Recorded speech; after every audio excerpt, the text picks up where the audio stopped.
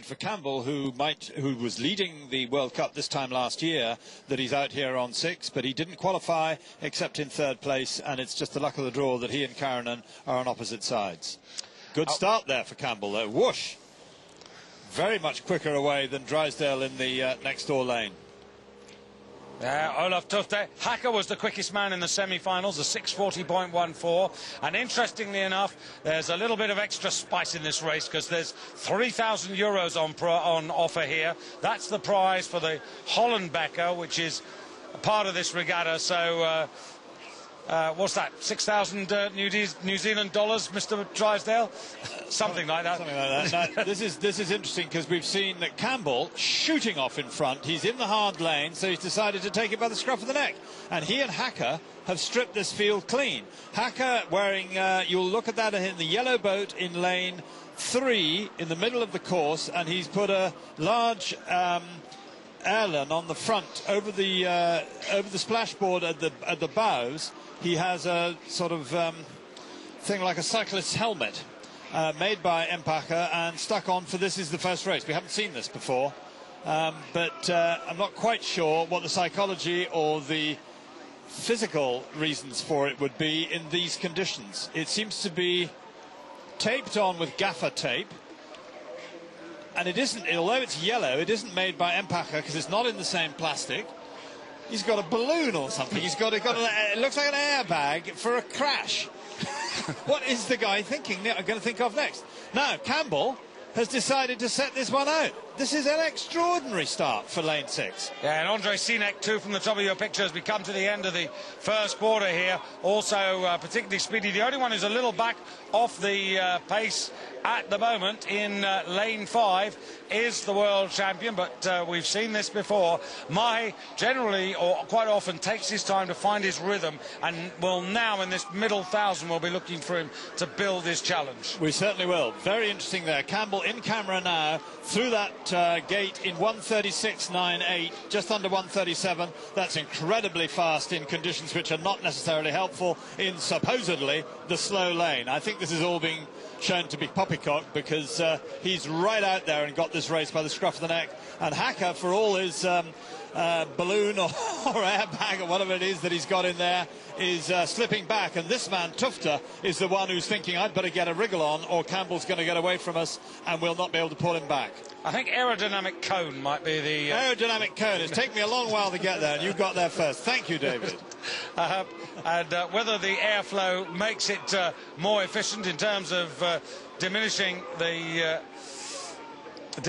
pressure on the boat, well, we'll have to wait and see. But that is the bow of lane 4, Olaf Tufte, the Olympic champion. Now, he generally takes a time throughout the season to wind himself up to the big occasion.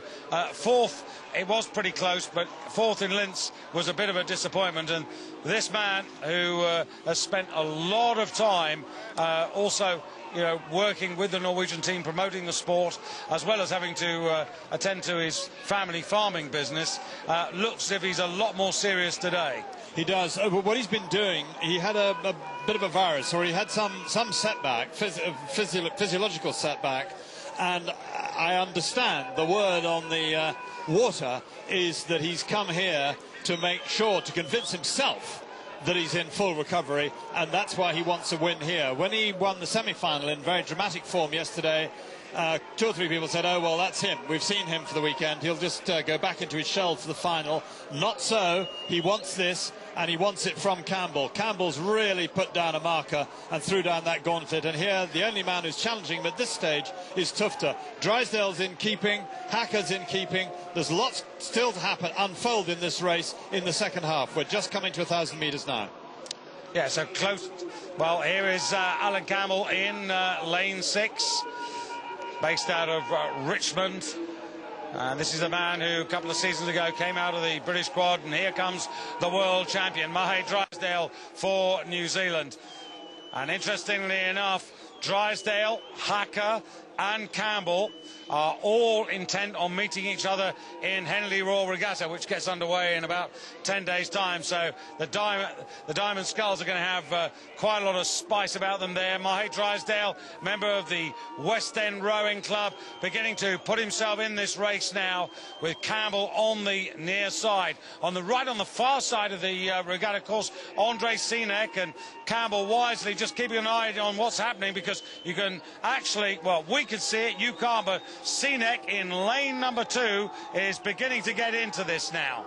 Yes, Campbell has been hauled back. He's back in 5th position, and that is not surprising in the circumstances. He went out very hard. He's tried to put a middle 1,000 together, but very difficult indeed to get through the last 500 in the lead. But Drysdale now closing on Tufte, and he and Hacker are going to try and put a squeeze on Tufte.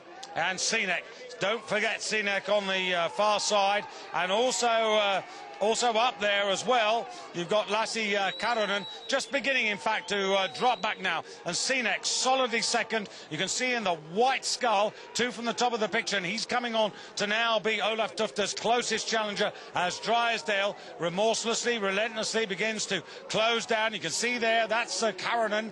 Now he's getting on to terms with Hacker. Hacker in 3rd place. Campbell seems to have shot his bolt at the moment. Tufte holding on there. He's in the command position. He can see everything that's happening, but can he respond? And you can just see Drysdale really moving. Tufte being taken by Sinek there, and Sinek up at 40 strokes a minute, and Tufte holding him off as long as he can, but there's only another 3 or 4 feet in it, and there's 250 metres to go.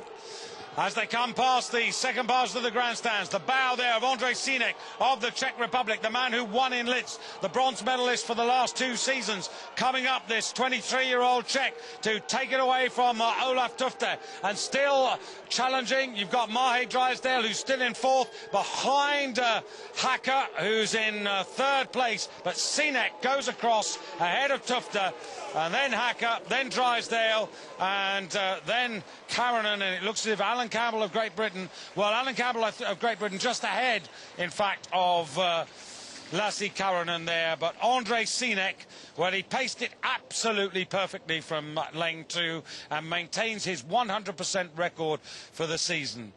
But just to put things into context here, the New Zealand squad, they've been over for about a week, so I think it's fair to say the jet lag should be pretty well out of them now. But as John Howard, the team manager, said, you know, this is the build-up. It's their first competitive regatta. It'll move forward to Lucerne, and then, of course, the big target is the World Championships. So those of you who may feel a bit disappointed, remember, it's early days, and Mahe Drysdale, the World Championship champion in his first outing of the season, then having to give best to Hacker, Tufte and Sinek. But I have to say, Hugh, I am becoming increasingly impressed by Andre Sinek. Andre Sinek.